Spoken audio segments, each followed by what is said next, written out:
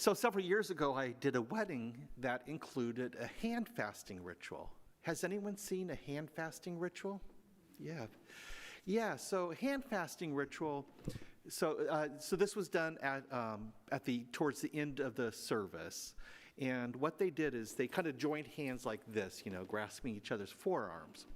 And then loved ones came up and draped cords over their joined hands. And then finally, the father of the bride came up and tied the cords into a knot. And then when the couple pulled their hands apart, the cords formed an eternity knot. Or infinity knot, I guess, whatever. Yeah, eternity knot. It was miraculous. And I got to say, I've done, quite a few weddings. That was the most nervous I had ever been, was waiting to see what was going to happen. And it was magic. And actually, it's interesting. So before that wedding, I was reading up on the hand fasting, ritual, because I'd never heard of it. I'd never heard of that at all. And it turns out that they believe it dates back to pre-Christian times, to Druid culture. And then when Ireland converted to Christianity, in the 4th and 5th centuries, it just sort of got absorbed, into Christianity.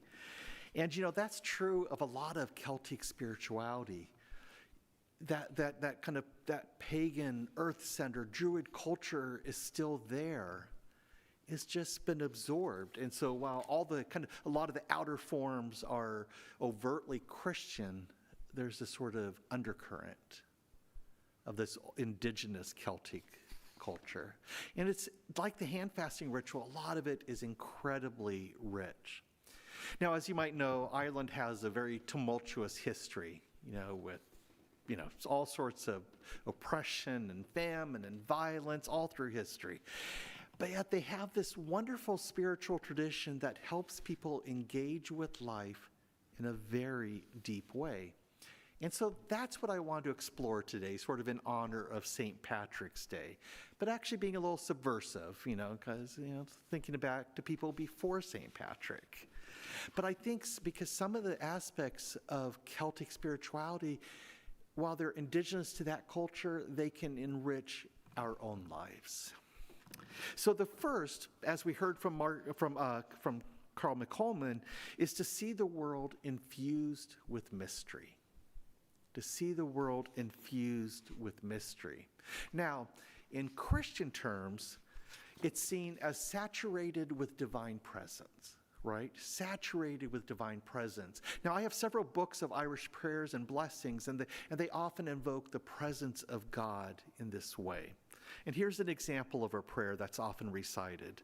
Almighty God, Creator, the morning is yours, rising into fullness. The summer is yours, dipping into autumn. Eternity is yours, dipping into time.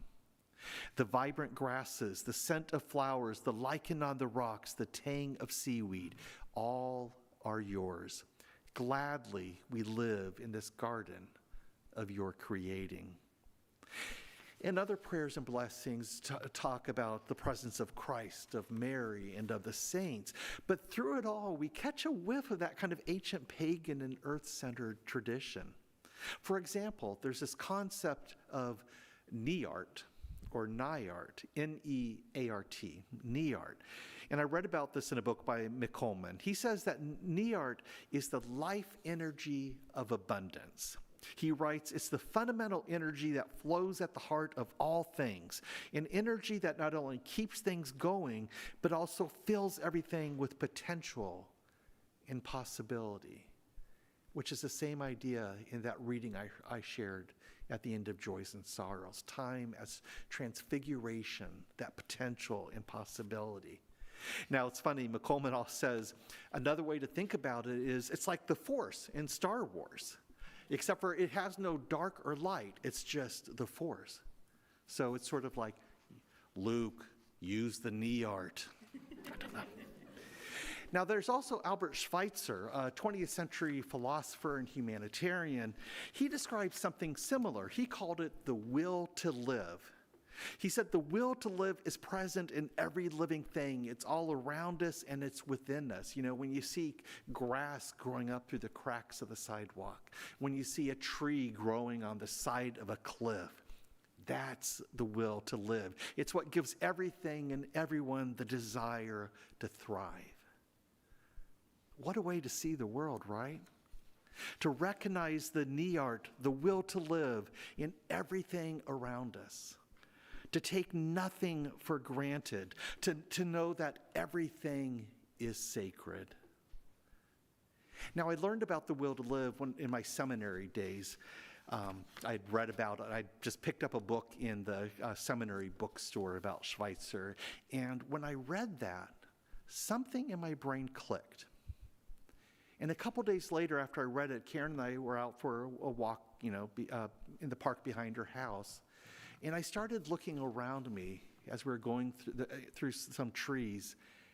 And I suddenly started trying to sense that will to live in everything I saw, in the trees, in the plants, in the squirrels, in the deer.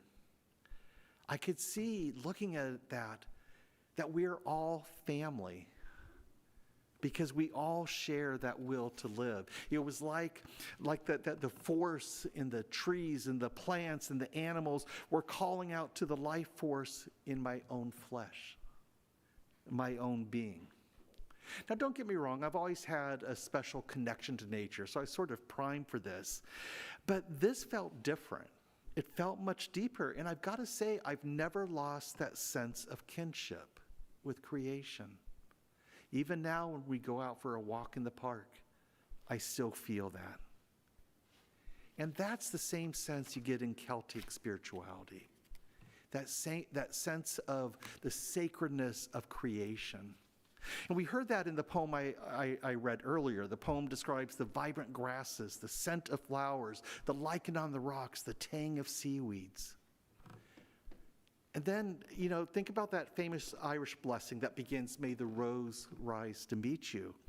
That first verse, which is the one often used, goes, "May the road rise up to meet you. May the wind be always at your back. May the sun shine warm upon your face. May the rains fall soft upon your fields.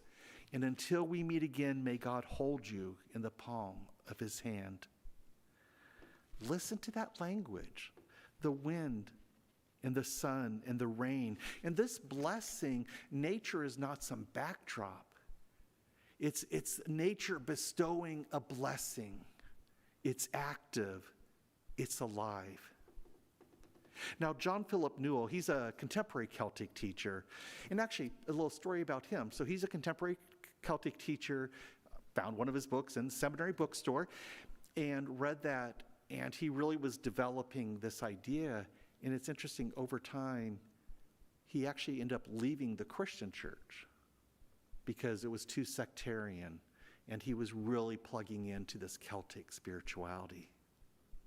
But anyway, Newell says that according to Celtic theology, everything around us is a unique expression of this divine spark or of this will to live.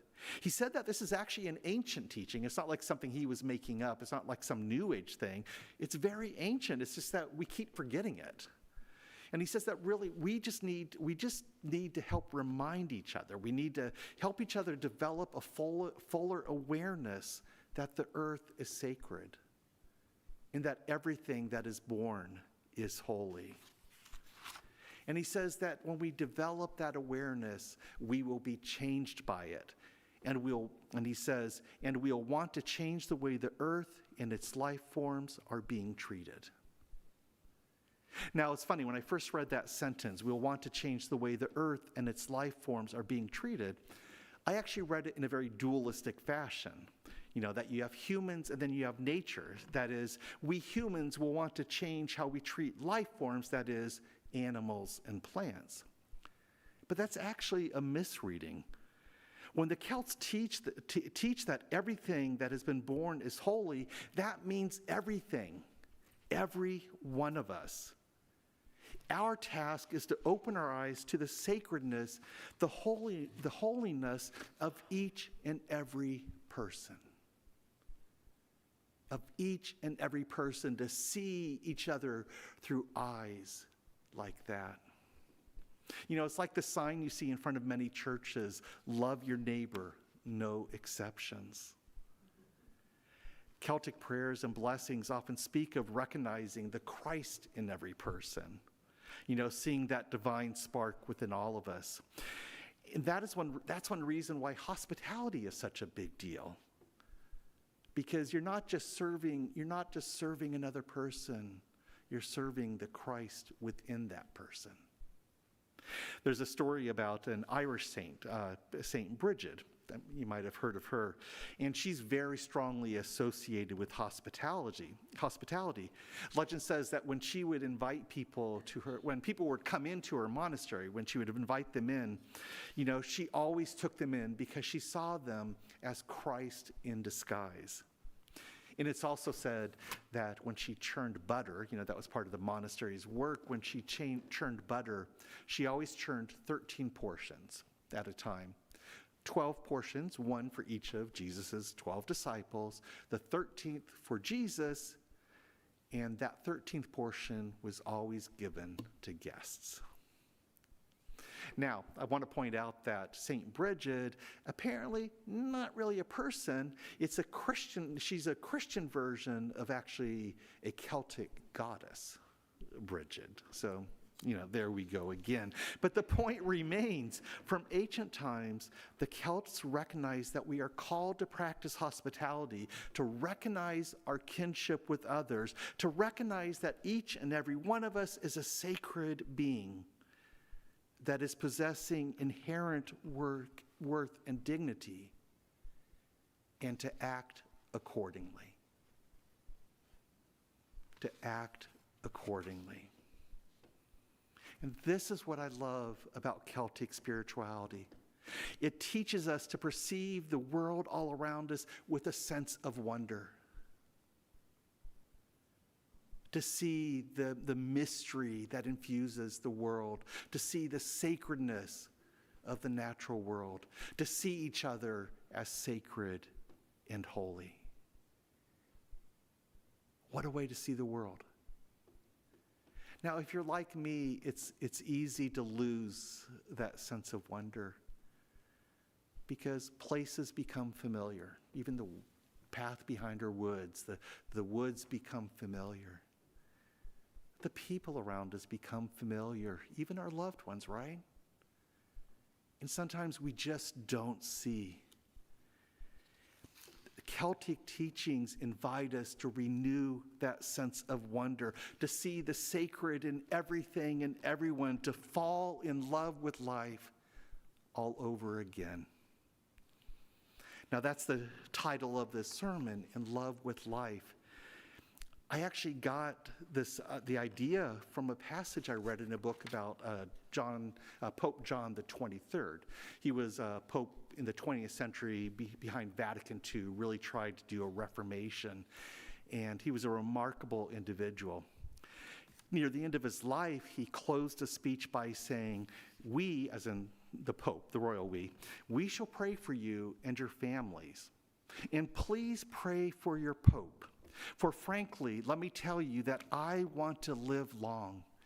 I love life." Got a confession to make. I thought about this earlier this week. I came across that book. It's a wonderful book by Frederick Frank, and it's called The Pope Who Loved Life. And I decided I'm going to write a sermon called In Love with Life. And then 2 days later, Kara asked me to preach. And I thought, okay, I'm going to write a sermon that goes with that title.